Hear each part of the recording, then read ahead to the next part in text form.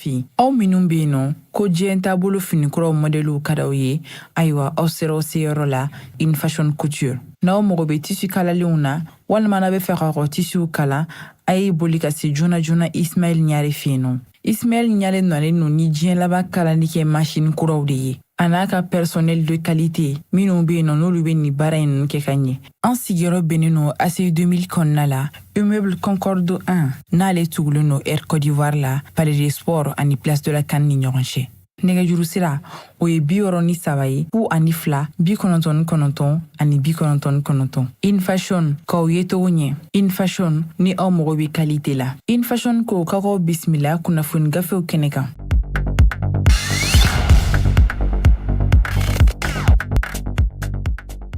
An balima joliba jabarani filɛbaw an ka foli ni tanuni an b'o ta ka di aw bɛɛ lajɛlen ma bi ntɛnɛndon in na limanaw an donna tubabu kalo kura la n'o ye juin kalo ye ale tile 3 de bi ye san 2024 k'aw bɛɛ lajɛlen fo k'aw waleɲuman dɔn an b'a fɔ na aw bisimila aw ka ladala jɛmukan kɛnɛ kan min bɛ sigi don o don ka daminɛ ntɛnɛn fo ka se juma ma nɛgɛ kanɲɛ 9 mana tɛmɛ ni sanga 30 ye limanaw fo ka se a kanɲɛ 10 ma an bɛ ye nin kɛnɛ in kan kunnafoni sɛbɛnw lakali de don awa gafe minnu bɛ fasiri an balima kunnafonidilaw ka don o don wulikajɔ ka jamana kunnafoni ɲini ka fara ɲɔgɔn ka kunnafoni sɛbɛnw kɔnɔ anw ta ye ka ye kɛnɛ in kan ka se ka o lakale aw ye bamanankan na ni an sigilen o de kɛnɛ kan minnu bɛ k'an lamɛn arajo joliba sanfɛ Bamako yan Segu Sikasokaw fɛ yen nɔ an b'aw fo minnu fana bɛ k'an filɛ an ka bɔlɔlɔw sanfɛ nin waati in na an ka page Facebook ani page YouTube an b'aw fana fo min ye arajo joliba ye Canal Plus ka a bɛ sɔrɔ yen fana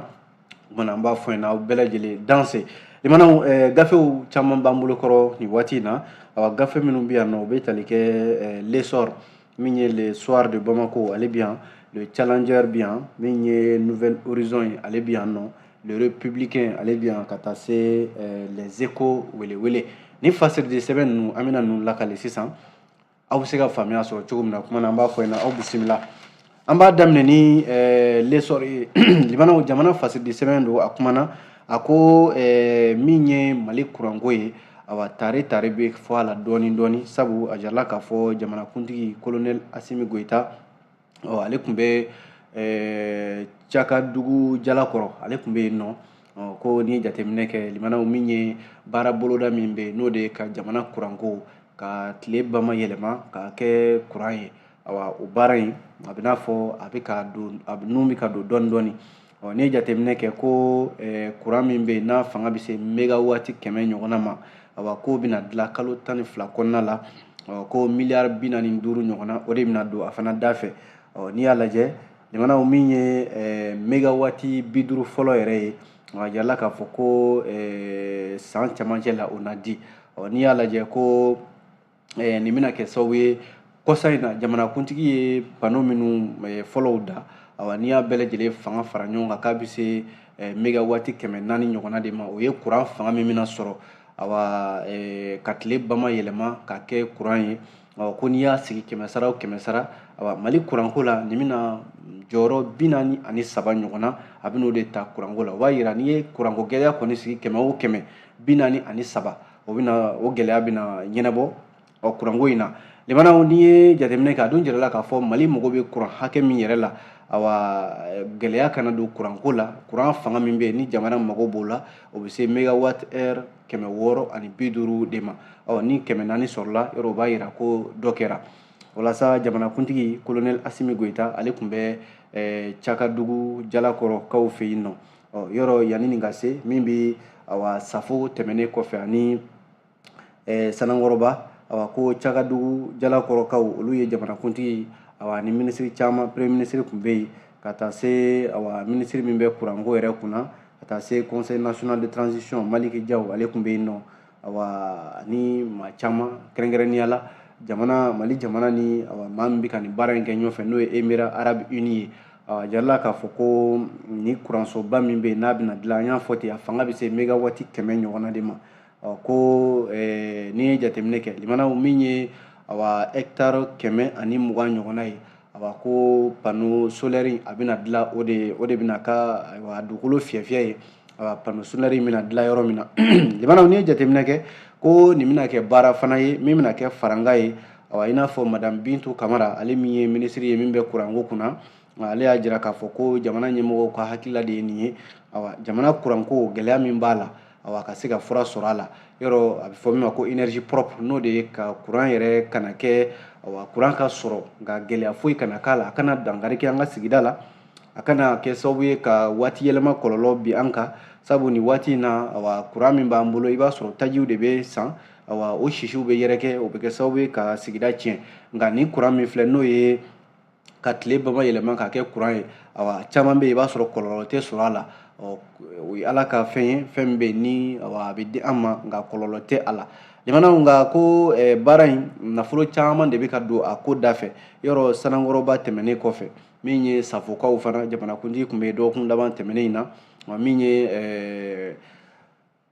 Cagadugu Jalakɔrɔ olu kɔni fana ta baaraw o sigira sen kan dɔgɔkun laban in na jamanakuntigi fɛ nin b'a jira k'a fɔ jamanaw ko kuranko dɔɔni dɔɔni hali n'a sɔrɔla a bɛɛ ma ɲɛnabɔ nin kɔni ye paraɲɛba de fana kɛlen ye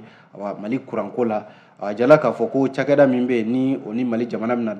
jɛ ka baara in kɛ ɲɔgɔn fɛ o ye Ameya Power de ye a ɲɛmɔgɔ Joel Mushiking Gala ale kɔni y'a jira k'a fɔ ko Mali ye hakilila min ta nin ye o ni Mali jamana o bɛna kɛ sababu ye ka jamanadenw ka hamina kuranko la ka caman de ta ka bɔ o la a jala k'a fɔ kalo 12 jamanaw san kelen ɲɔgɔnna o de bɛna kɛ nin baara in na walasa kuran ka se k'a di jamanadenw ma kunnafoni filɛ jamanaw an ye nin bɔ fasidi sɛbɛn min kɔnɔ an k'a ma ko lesor aw bonya b'a la.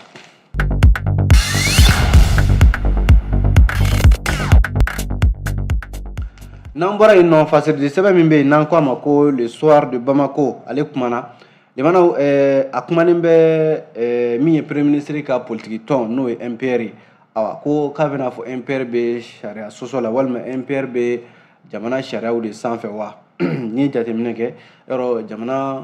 minisiriso min bɛ mara cɛman bɔli kunna ale kun ye sariya dɔ ta sariya min bɛ tali kɛ k'a fɔ politique tɔn walima jɛrɛjɛkulu fɛn fɛn bɛ Mali kɔnɔ ni politique kasa b'u nɔfɛ ko u ka baaraw sonsoro fɔlɔ nka ko communiqué dɔ ni MPR tɔndenw y'o communiqué in kɛ jamanaw u b'a jira k'a fɔ ko MPR premier ministre ka tɔn k'a bɛna fɔ a bɛ ɲini ka na yɛlɛ sariya sanfɛla la sabu ko u ka ɲɛmɔgɔ min ye premier ministre docteur Choguel Kokala Mayiga yɔrɔ ale de bɛ premier ministre la bi a jala k'a fɔ ko n'i y'a lajɛ gouvernement ye hakilila min ta ka tɛmɛ ministère de l'administration territoriale ale ka sira fɛ min b'a jira k'a fɔ ko jamana politique tɔn ani association minnu bɛ yen n'u bɛ politique baara la k'u ka baaraw ka sonsoro fɔlɔ limanaw ko MPR k'a bɛna fɔ ale y'i pan o sira in kunna sabu ko o dongo k'a wulila u ka tɔndenw u ka bureau exécutif k'u wulila ka taa premier ministre yɛrɛ ka so ka taa k'u bɛ taa nɔgɔyada kɛ fasiri soir de Bamako y'a jira k'a fɔ nin hakilila min talen filɛ nin ko nɔgɔyada dɔrɔn tɛ nka ko bureau exécutif politique national MPR ko u ye politique kuma fɔ u taara k'u bɛ taa premier ministre ka kɛnɛya de lajɛ n'a sɔrɔ premier ministre a ka kɛnɛya bɛ lahalaya min na nka kuma wɛrɛ taara bɔ ninnu ka u ni premier ministre ka ɲɔgɔn ye kɔnɔna la n'o de ye M5 RFP kunkanko kibaruyaw ye sabu a ɲɛmaa yɛrɛ n'o ye Buba Tarawele yɔrɔ ale minɛna ale min tun bɛ M5 ɲɛmaaya la o yanni waati cɛ ani ŋunuŋunukan min bɛ sen na sisan n'o ye premier ministre ka bɔli premier ministre la o yɔrɔ o ŋunuŋunukanw cayalen bɛ bɔlɔlɔw sanfɛla la hali Abdelkader Mayiga fana k'o ka kumaw fana fɔra ka taa se kɔsa in na Amara Bacili yɔrɔ ale yɛrɛ premier ministre nɔfɛmaa ye o fana ka tunniko kumaw nin bɛɛ lajɛlen de kuma fɔra u ni premier ministre ka ɲɔgɔn ye in kɔnɔna la jamanaw maa minnu taara nɔgɔyada kɛ walima u taara premier ministre fɛ yen k'a fɔ ko an nana i lajɛ i ka kɛnɛya bɛ cogo min na ko mun bɛ ni kuma ninnu bɔ o la jamanaw n'i y'a lajɛ ko hali kɔsa in na premier ministre ka min bɛ a ka baara ko fɔ ani nɛni jugu minnu taara ka ɲɛsin a ma jamanaw o kumaw ka gɛlɛn kosɛbɛ minnu b'a kɔnɔna la fasiri ka ɲɛfɔli la ni dun ye jateminɛ kɛ jamanaw ko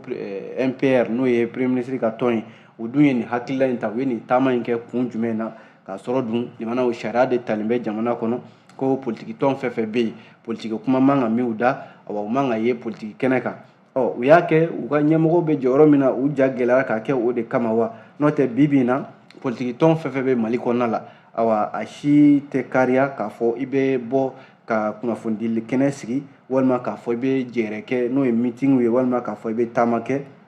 nin bɛɛ politiki tɔnw kɛn bɛ k'u yɛrɛ minɛ nin bɛɛ lajɛlen la ni MPR kɔni kariyala ka nin kɛ jamanaw ka taa premier ministre fɛ fo ka taa sigi kɛnɛ kan ka politiki kumaw fɔ a bɛ n'a fɔ ko o jigi sɛmɛyɔrɔ o de ka ɲi ko nka ko jigi sɛmɛyɔrɔ in ayiwa sariya sɔsɔ b'a kɔnɔ dɛ ne ka kuma tɛ limanaw Suwadi Bamako de y'a fɔ ale Suwadi Bamako kelen in ka kuma la awa ko min bɛ kɔsa in na ko fɔ yɔrɔ jamana kɔ kan kɛrɛnkɛrɛnnenya la Suissekaw fɛ yen yɔrɔ maliden dɔw wulila ka fara ɲɔgɔn kan k'olu y'u ka gouvernement sigi k'u y'u ka assemblée sigi ka sababu kɛ ko Mali furanjɛla fanga min bɛ yan sisan ko u ka jate la olu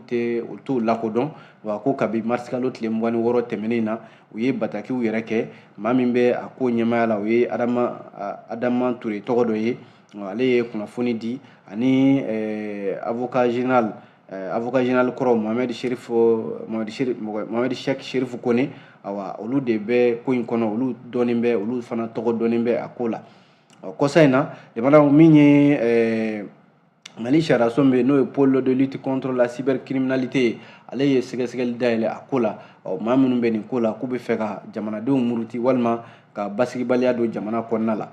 an bɛ don min ko bi ni maa kofɔlen minnu filɛ nin ye jamana a jala k'a fɔ hali n'a sɔrɔla tɛgɛ ma da u kan fɔlɔ nka ko Suisse jamana kan maliden minnu bɛ yen olu kɔnna k'u ta fɔ dɛ nka communauté malienne de Suisse olu ko k'olu sen tɛ nin ko la u tɔgɔ t'a la wa olu ni maa kofɔlen ninnu cɛ ka jan kosɛbɛ u bɛ nin sira min kan nin sira min bɛ yen ni sira jɛlen tɛ maliden minnu sigilen bɛ Suisse jamana kan olu de ye kɔnna k'u fɛla fɔ nin ko la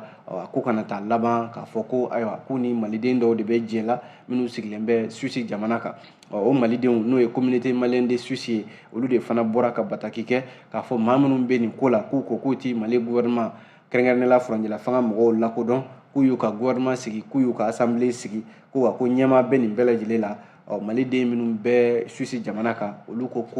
u tɛ nin ko la wa u t'a kalama u sen t'a la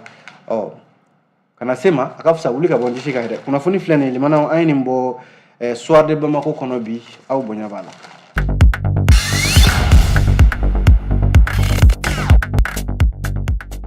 N'an bɔra yen nɔ fasiridi sɛbɛn min bɛ yen n'an ko a ma ko le challenger a kumana awa nin y'a siɲɛ sabanan ye min ye Mali kunnafonidilaw ye u bɛ kɛnɛba dɔ sigi u k'a ma ko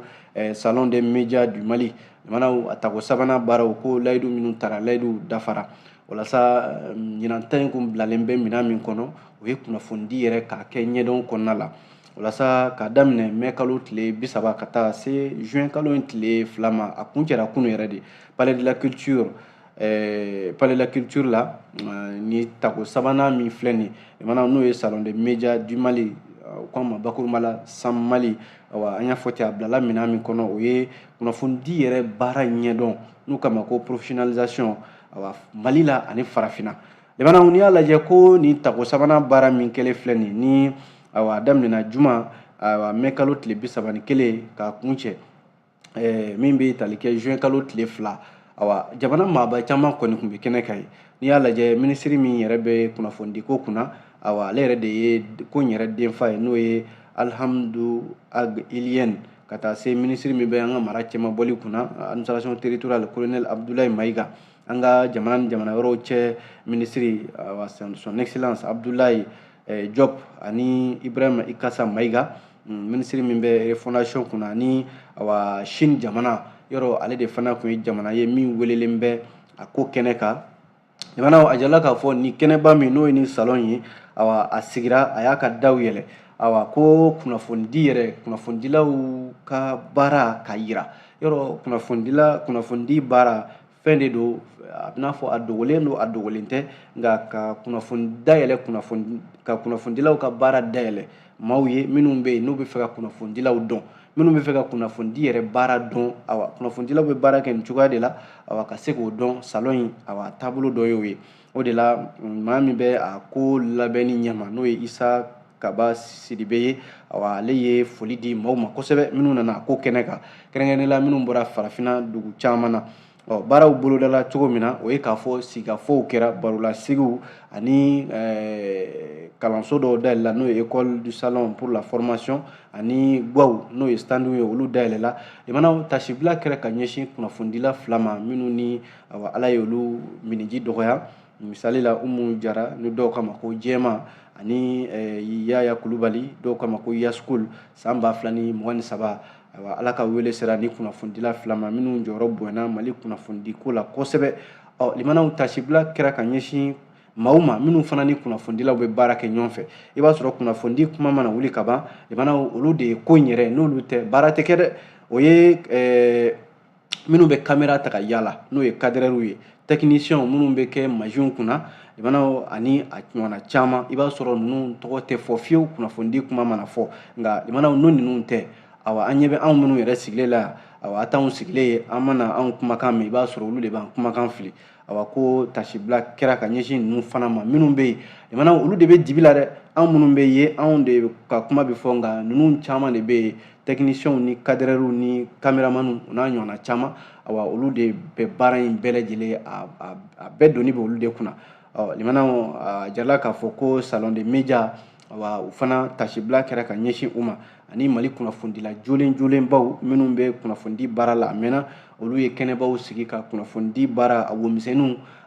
kunnafonidila yɛrɛ ye maa fasugu min ye a kan ka kunnafoni fara ɲɔgɔn kan cogo min na a kan ka kunnafoni lase cogo min na limanaw maison de la presse ɲɛmɔgɔ Banjugu Dante ale ye foli di o baara in na ani fana min ye kɛnɛ in denba n'o ye madame colonel Asaba Jalo Ture yɔrɔ ale yɛrɛ ka manana ale nɔ na n'o ye Mamadu Gindo ye ale kɔni ye foli di salon in ma kosɛbɛ k'a jira k'a fɔ nin ye hakilila ɲɛnamaba de ye Mali kɔnɔ Mali kunnafonidilaw kɔni kɛnɛ sugu sigi a bɛ a jira k'a fɔ ko Mali kɔnɔna la yan kanabila n'o ye liberté d'expression ye o bonyalen bɛ segi kɛra o fana ka sini jamana ka lasigiden min bɛ Mali la ale fana sigira o kuma kan kosɛbɛ k'a fɔ Mali ye jamana ye min ye kanabila ye kunnafonidilaw ka baara u k'a kɛ bonya ni karama kɔnɔ k'o fana o sabatilen bɛ min ye kɛnɛ denfa ye n'o ye minisiri min bɛ kunnafonidiko yɛrɛ kunna Alihamdu Ag Iliyɛn ale kɔni ye min ɲini sa o ye hali sisan min ye kunnafonidilaw ye u k'u jija u ka baara kɛnɛ in tɔgɔ dalen bɛ min na n'o de ye ka kunnafonidi baara kɛ ɲɛdɔn kɔnɔ halisa kunnafonidilaw k'u jija o la walasa don min tɛ bi ye a ka fɔ ko Mali kunnafonidilaw fana bɛ sanayɛlɛ la maa min tun bɛ kɛnɛ ka ye challenger tɔgɔ la ale de ye fasiri kɛ Usumani Tangara manaw aw bonya bɛ kunnafoni na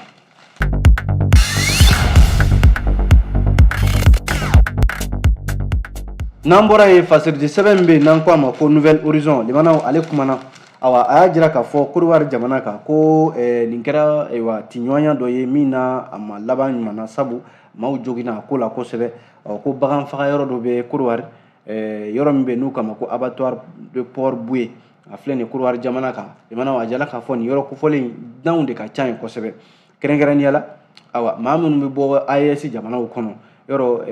Côte d'Ivoire jamana kan jamana minnu n'o ye AES jamanaw ye olu bɛ n'a fɔ u maa man di ye kosɛbɛ i n'a fɔ fasiri b'a ɲɛfɔ cogo min na ko bagan faga yɔrɔ min filɛ nin n'o ye abattoir min filɛ Port Boué ale filɛ Côte d'Ivoire jamana kan limanaw ko nin kɛra tiɲɔgɔnya de sibiri tɛmɛnen juin kalo tile fɔlɔ abattoir Port Boué la ko Côte d'Ivoire kaw ka faaba yɛrɛ de a kɛra yen nɔ de maa minnu bɛ nin yɔrɔ kofɔlen na limanaw k'a ɲinina u fɛ Abidjan ale sigida ɲɛmaaw fɛ k'u ka abattoir in maa minnu sigilen b'a yɔrɔ la k'u ka wuli ka bɔ yen k'u ka taa yɔrɔ min n'o ye Adjamé ye limanaw ko kabi avril kalo la san 2024 yɔrɔ Abidjan u ka Abidjan sigida ɲɛmɔgɔw ka hakilila de ye nin ye ka se ka u ka dugu jɛya dugu jɛyali a tɛ taa maaw wulili kɔ ka b'u sigiyɔrɔw la ani hali wotoro pusepusenniw minnu bɛ boli Abidjan dugu kɔnɔ k'u y'a ɲini ko ka nin bɛɛ lajɛlen de dabila dɔw yɛrɛ kama ko wotoro Côte d'Ivoirekaw ka faaba yɔrɔ maa minnu bɛ nin wotoro ninnu caman boli a caman ye maliyɛnw walima burukinabew de ye ko Côte d'Ivoireka dɔw yɛrɛ y'a jira k'a fɔ k'u ka nin baara in ko maliyɛnw ni burukinabew de taar'u ka baaraw bɔsiw la limanaw an b'o la waati min na a jala k'a fɔ ko bagan faga yɔrɔ min filɛ n'o ye abattoir de Port Boué ye yɔrɔ in fana na a caman ye dunanw de ye wa jɛkulu minnu sigilen b'a yɔrɔ kofɔlen ninnu na a caman ye dunanw ye minnu bɔra AES de fɔlen bɛ n'o ye Alliance des États du Sahel o jamanadenw caman de bɛ a yɔrɔ kofɔlen ninnu na. Sibiri tɛmɛnen jamana a jala k'a fɔ ko Côte d'Ivoire Abidjan mara ɲɛmaaw de wulila k'u bɛna yɔrɔ in jɛya nka limanaw a ma wolo ɲuman dɛ sabu a kɛra tiɲɔgɔnya ye n'i ye jateminɛ kɛ ko lakanabaaw caman tun bɛ u ye sifinnaka maa 27 u y'olu de minɛ olu cɛla burukinabew tun b'a la maliyɛnw yɛrɛ tun b'a la a yala k'a fɔ k'olu de kɛra sababu ye tiɲɛni minnu kɛra yɔrɔ kofɔlen in na sabu ko bolimafɛn bisi n'o ye maata mobili dɔ ye o tun bɛ yen o tiɲɛna polisiw ka mobili dɔw fana tiɲɛna ka taa se tɛmɛsennamaa dɔ ale ka bolimafɛn fana kun jɔlen bɛ o fana tiɲɛna ko maa minnu minɛna sifinnaka maa 23 in ko jalaki bin'olu kan k'olu de nɔ ye ko in ye jamanaw dɔwɛrɛ tɛ k'a fɔra k'a fɔ k'u ka wuli ka bɔ yɔrɔ in na ko yɔrɔ in nɔgɔlen bɛ sabu bagan faga yɔrɔ kɔni walima bagan mara yɔrɔ i b'a sɔrɔ o nɔgɔlen don nka Côte dɔw ko nin ko in kɛ waati ma ɲɛ sabu k'a bɛnna ni seliba waati ye k'u kun kan k'a to seliba tɛmɛnen de ka se ka baara in kɛ nka u nana ko in kɛra kuru la waati min yɛrɛ bagan maralaw b'u k'u labɛn ka baganw feere abattoir port Bouye la ka nin baara in kɛ k'a kɔni ma wolo ɲuman na dɔw minɛna a ko la dɔw joginna olu taara ka taa ni olu ye kɛnɛyasow la nin waati ninnu na maa kɔni minɛna a ko la a jala k'a fɔ ko ni maliyɛn tɛ i b'a sɔrɔ ko burukinabe don Mali la yan fana ni nin yɔrɔ in na ni maaw wulila ka bɔ sigiyɔrɔ la nka banbanciw de fana taara bin nin dugu in kan n'o ye Orokunta ye Orokunta filɛ nin Bankasi mara la a jala k'a fɔ yen ka baganw y'a bɛɛ cɛ ka taa n'a ye a kɛra sababu ye min ye dugu yɛrɛ bagan bɛɛ lajɛlen ye n'o ye misiw baw sagaw u y'a bɛɛ cɛ ka taa n'a ye Orokunta ni a filɛ nin Bankasi mara la n'i y'a lajɛ nin waleya in kɛra alamisa tɛmɛnen mai kalo tile 30 san 2024 kunnafoni yɛrɛ dira sigidalamaw de fɛ k'a fɔ ko Bankasi cercle kɔnɔ ni yɛrɛ ta siɲɛ fɔlɔ ye ko tile 5 kɔnɔna la nin y'a siɲɛ filanan de ye u bɛ taa bin maaw kan k'u ka baganw cɛ fɔlɔ filanan min kɛra nin ye o kɛra Orokunta ko fɔlɔ yɛrɛ k'o kɛra Bankasi dugu kelen in na yen nɔ a jarala k'a fɔ ko min ye banbanciw ye cɛ marifatigiw min kɛlen filɛ laban in na u kɔni nana don dugu kɔnɔ k'u ta kɛ marifaci ye ka kangari da mɔgɔw ye ko ni maa bɔra nɔ na k'u na marifa ci o la u y'u to de la ka baganw bɛɛ lajɛlen fara ɲɔgɔn kan ka taa n'u ye kungo kɔnɔna la fɔlɔ min kɛra a na kɛ Mali finitigiw faamaw k'u ye tɛgɛ kɛ terroriste dɔ la a ko siratigɛ la a bɛ kalo 2 bɔ sisan o cɛ kelen ka kuma kɛra mun ye k'u bɛ bagan fɛn fɛn suɲɛ nin ye ko bagan ninnu k'u b'a feere de ka wari kɛ ka minnu bɛ banbanciya wale la ka wari kɛ k'u sara walima k'a k'u ka balow ye ko siga kelen bɛ jɛkulu min na o ye Katiba de Masina o mɔgɔw de ye Mahamani Ture ale ka fasiri don an y'a bɔ Nouvelle Horizon kɔnɔ bi limanaw aw bonya b'a la.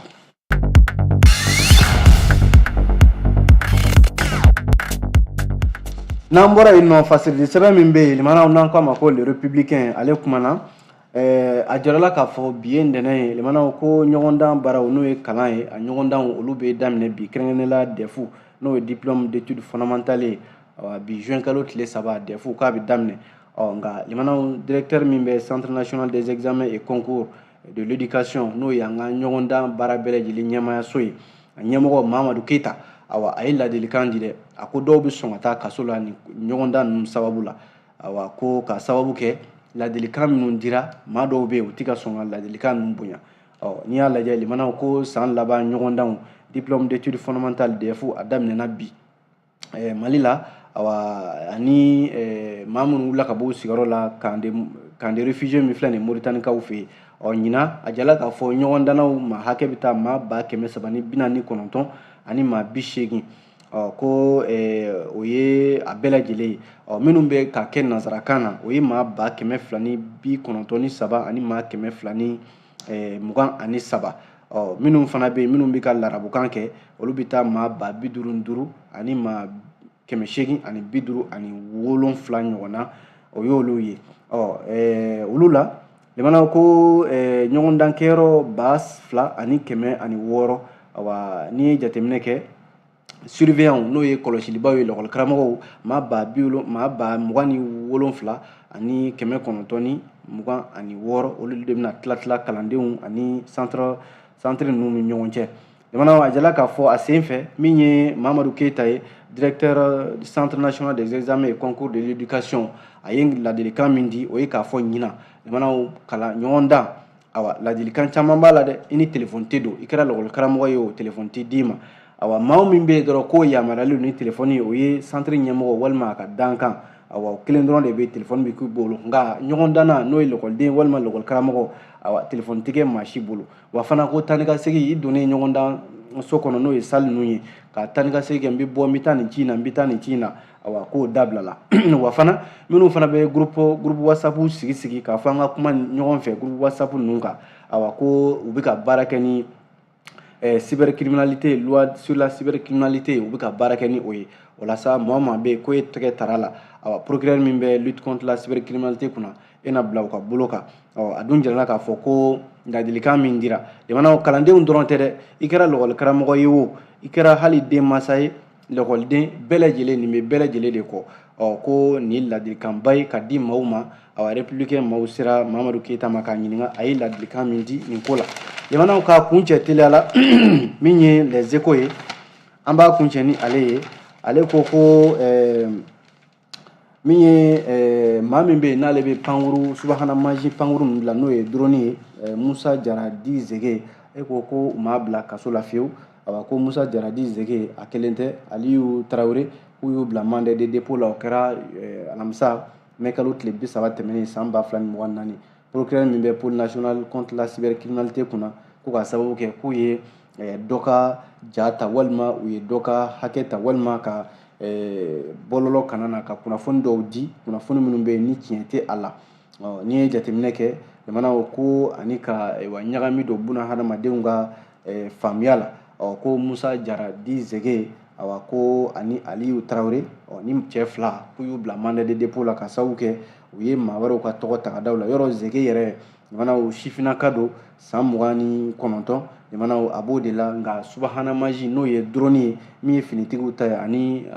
maa minnu tɛ finitigi ye a ka baara bɛnnen bɛ o de ma